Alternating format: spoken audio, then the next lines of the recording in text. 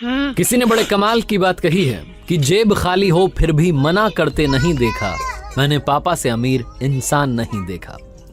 नमस्ते दोस्तों, मेरा नाम है आरजे कार्तिक। माँ की ममता पर, मम्मी के प्यार पर काफ़ी कुछ लिखा गया, लेकिन पापा के बारे में लिखने वाले बड़े कम हैं।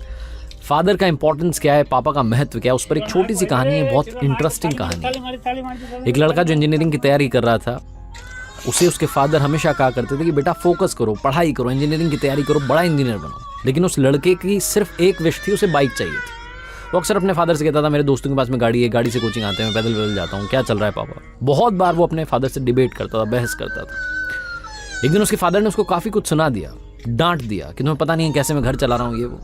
लड़के का दिमाग ठनक गया। होता है ना आजकल यंगस्टर को बड़ी जल्दी गुस्सा आया, तो उसे लगा कि पापा कुछ तो बोलते रहे।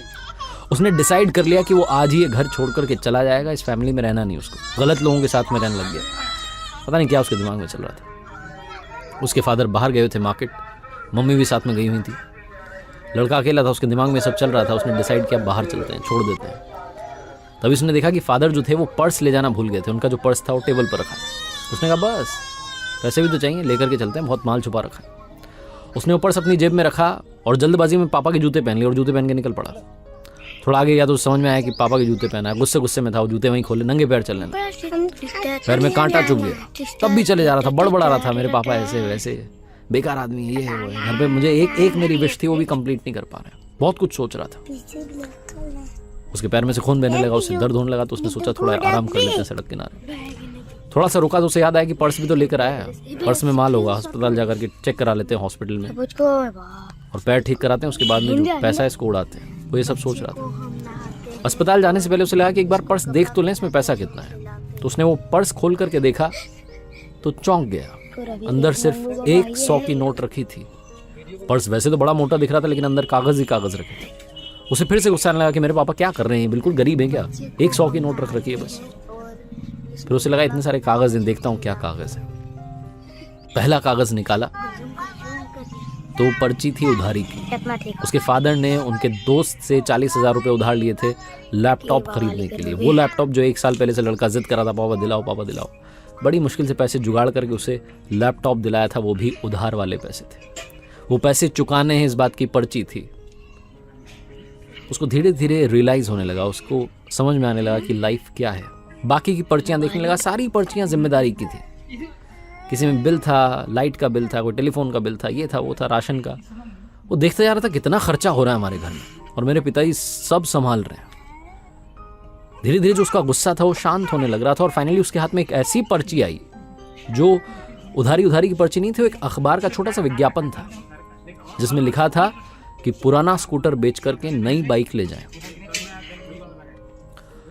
लड़के को समझ में आ गया कि उसके पापा बाहर क्यों गए हैं, और आज ये बाइक वाला झगड़ा इतना बढ़ क्यों गया। वो कह रहे थे ना कि मैं कैसे घर चला रहा हूँ तुम्हें पता नहीं। उस लड़के को याद आने लगा कि उसके पिताजी वो जो पुराना स्कूटर है जिससे वो उसे स्कूल छोड़ने के लिए जाते थे, ट्यूशन छोड़ने के लिए जाते थे, जिसके साथ बहुत सारी यादें जुड़ी हैं, वो इकलौता स्कूटर जो घर की सारी ज़रूरतें पूरी करता है, उसे शायद बेचने के लिए गए ताकि मेरे लिए बाइक खरीद सकें। उसकी आंखों से आंसू बहने लगे। वो दौड़ने लगा वापस अपने घर की तरफ। पैर में कांटा चुभा है, खून बह रहा है, बहने दो। दौड़ करके घर पहुंचा तो वहाँ फादर नहीं थे, मम्मी भी नहीं थी, मार्केट गए हुए थे। वो जो अखबार का विज्ञापन का टुकड़ा था उसमें पता देखा, और उसी पते पर फटाफट से पहुंच गया। देखा तो पापा वहाँ पर बात कर रहे थे, स्कूटर बेचने की तैयारी चल रही थी। उसने पिताजी के पैरों में गिर करके माफ़ी मांग ली कि पापा नहीं, स्कूटर मत बेचिए, मैं एक दिन इंजीनियर बनूंगा, कमाल का बनूंगा, और बहुत सारा पैसा कमाऊंगा। ये दिन वापस नहीं आने दूंगा, आप प्लीज़ ये स्कूटर से वापस चलिए ना, घर चलते हैं, इसके साथ बहुत यादें जुड़ी है, इसको घर में ही रखना है। रोने लगा, माफ़ी मांगने लगा कि मुझे सब समझ में आ गया पापा, आज मैं बहुत बड़ा पाप करने निकला था, मैं घर से बाहर भाग रहा था, आपका पर्स भी चुरा लिया था, लेकिन वो पर्स नहीं चुराता तो शायद मुझे आपकी इंपॉर्टेंस पता नहीं चलती। छोटी सी कहानी, लेकिन यही सिखाती है लाइफ में। बस ये याद रखिएगा कि इस दुनिया में सबसे अमीर इंसान कौन है। जेब खाली हो फिर भी मना करते नहीं देखा, मैंने पापा से अमीर इंसान नहीं देखा। हमारे माँ बाप जो होते हैं उनकी आंखों में सिर्फ 2 बार आंसू आते हैं। पहला लड़की घर छोड़े तब, और दूसरा लड़का मुंह मोड़े तब। याद रखिए, मेरे साथ देखते रहिए हर सोमवार सुबह 9:30 बजे एक प्यारी सी छोटी सी मोटिवेशनल कहानी। और हाँ, कर दिखाओ कुछ ऐसा कि दुनिया करना चाहे आपके जैसा।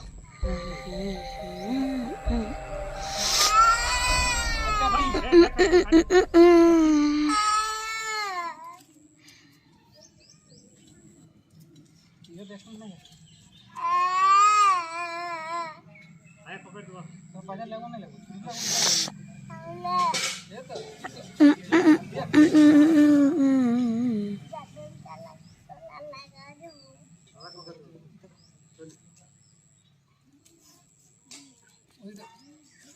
अभी जाना वीडियो डाली तो ना रोडी हमन भैया से हमन भैया चंद्र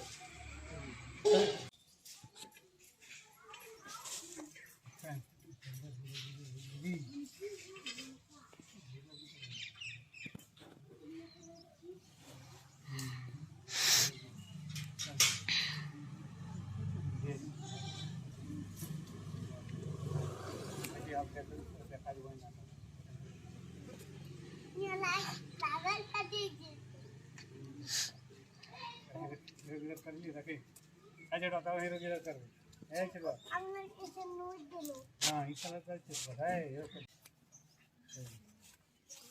हां हीरो का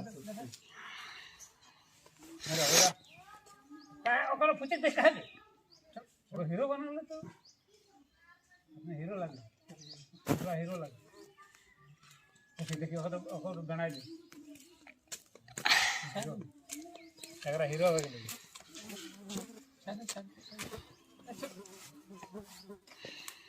सोचता है वो सोचता है जब उधर कर लेंगे तो वीडियो खराब है पता हो गया बजा इसमें लग रहा है सुनो उधर वीडियो बनाना वीडियो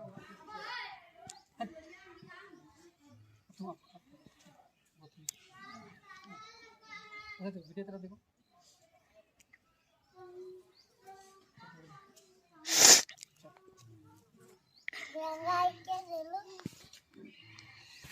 दोनों चल तुम दोनों चल इसको ले